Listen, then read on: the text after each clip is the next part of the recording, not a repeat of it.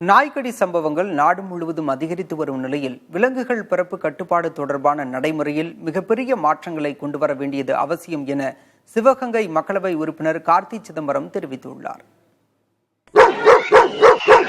தெருவில் நடந்து சென்ற சிறுமியை கடித்து குதறிய நாய்கள் கடித்து குதறியதில் பச்சிளம் குழந்தை பலி. இதுபோன்ற மனதை மிகவும் ரணமாக்கும் நிகழ்வுகள் குறித்து அடிக்கடி நம் காதுகளில் செய்திகள் விழுகின்றன. அதிகரித்து வரும் தெருநாய்கள் விவகாரத்தை கையில் எடுத்துள்ள தமிழக எம்பி கார்த்தி சிதம்பரம் மத்திய அமைச்சர் சிங் பாகேலுக்கு எழுதியுள்ள கடிதத்தில் நாய்க்கடி சம்பவங்கள் மற்றும் ரேபீஸ் நோய் தாக்கங்கள் குறித்து அரசு தரும் தகவல்களுக்கும் பிற அமைப்புகள் தரும் தகவல்களுக்கும் இடையே மிகப்பெரிய முரண் நிலவுவதை சுட்டிக்காட்டியுள்ளார். ஜூலை 22ஆம் நாள் மக்களவையில் எழுப்பப்பட்ட கேள்விக்கு அளிக்கப்பட்ட பதிலில் 2024ஆம் ஆண்டில் 37 லட்சம் நாய்க்கடி சம்பவங்கள் பதிவாகியுள்ளதாகவும் 54 பேர் ரேபீஸ் தாக்கத்தினால் இறந்திருக்கலாம் எனவும் தெரிவிக்கப்பட்டிருந்தது.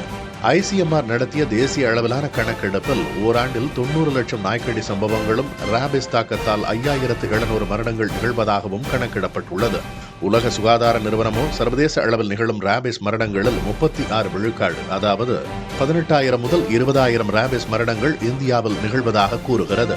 இந்த தகவல்களில் உள்ள முரண்பாடுகளை சுட்டிக்காட்டியுள்ள கார்த்தி சிதம்பரம், நாய்க்கடி சம்பவங்கள், ரேபீஸ் மரணங்கள், கருத்தடை நடவடிக்கைகள் மற்றும் விலங்குகள் பிறப்பு கட்டுப்பாடு நடவடிக்கையின் பலன்கள் போன்றவற்றை கணக்கிட்டு ஒருங்கிணைப்பதில் புதிய நடைமுறை அவசியம் எனவும் வலியுறுத்தியுள்ளார். சென்னை, பெங்களூரு, கொச்சி மற்றும் மதுரை போன்ற நகரங்களில் திருநாய்களின் எண்ணிக்கை அதிகரித்துள்ளதை குறிப்பிட்டுள்ள கார்த்தி சிதம்பரம், ஆட்கள் பற்றாக்குறை, அமைப்புகள் இடையேயான ஒருங்கிணைப்பு இல்லாமை போன்றவற்றால் கருத்தடை செய்தல் போன்ற நடவடிக்கைகள் இலக்கை எட்டாததே இதற்கு காரணம் எனவும் தெரிவித்துள்ளார். நிமிடம் ஒன்றிற்கு 6 முதல் 10 நாய்க்கடி சம்பவங்கள் நிகழ்வதாகவும் முதியோர், குழந்தைகள் என இதனால் பாதிக்கப்படுவோரின் எண்ணிக்கை நாளுக்கு நாள் அதிகரித்து வருவதாகவும் கார்த்தி சிதம்பரம் கவலை தெரிவித்துள்ளார்.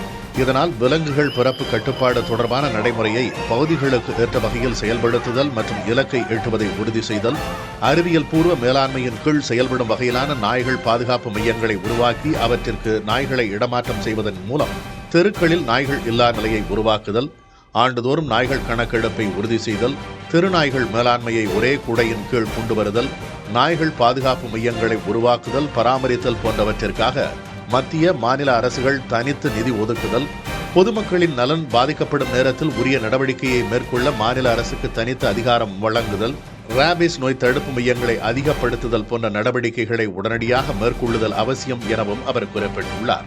இவற்றை செயல்படுத்த அரசு உடனடியாக முயற்சிகளை மேற்கொள்ள வேண்டும் எனவும், இது தொடர்பான விவாதம் மற்றும் ஆக்கப்பூர்வ நடவடிக்கைகளில் பங்கேற்ற ஆலோசனை வழங்க தயாராக இருப்பதாகவும் கார்த்தி சிதம்பரம் கூறியுள்ளார்.